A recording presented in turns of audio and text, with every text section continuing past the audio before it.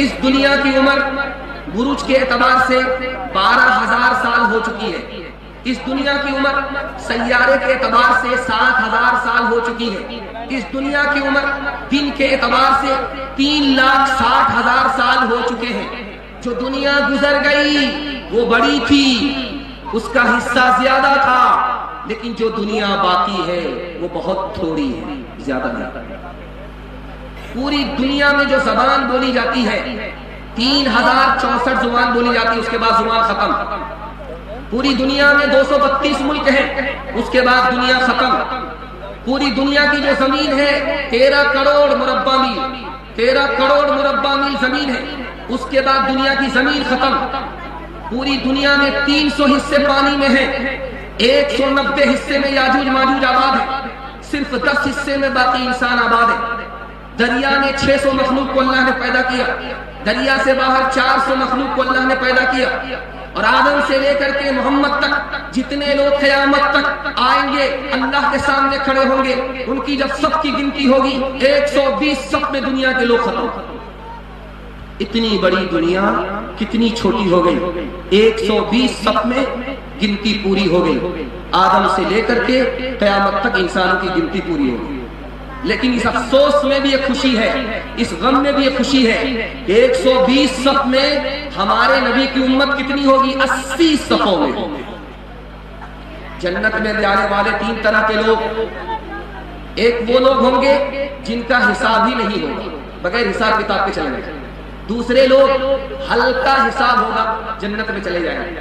تیسرے لوگ گاڑی پھنسے گی، نبی کی شفاعت ملے گی، گاڑی نکل جائے گی، جنت میں پہنچ جائے گی. تکیہ پر جب بھی آپ کا سر رہے 3 چیزوں پر ضرور غور کیجئے گا.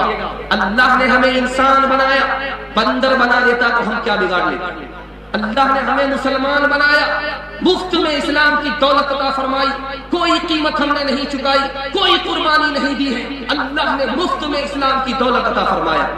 اس احسان پر دھیان رکھیے گا.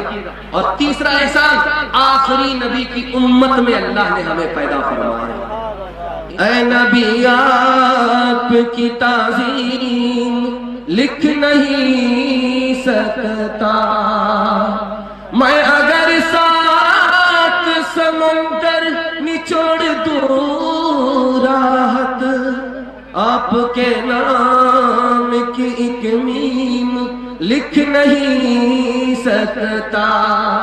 میرے پیغمبر کا نام ہے جو میری زبان پر چمک رہا ہے. گلے سے کرنیں نکل رہی ہیں، گلے سے کرنیں نکل رہی ہیں، لبوں سے زمزم چھلک رہا ہے.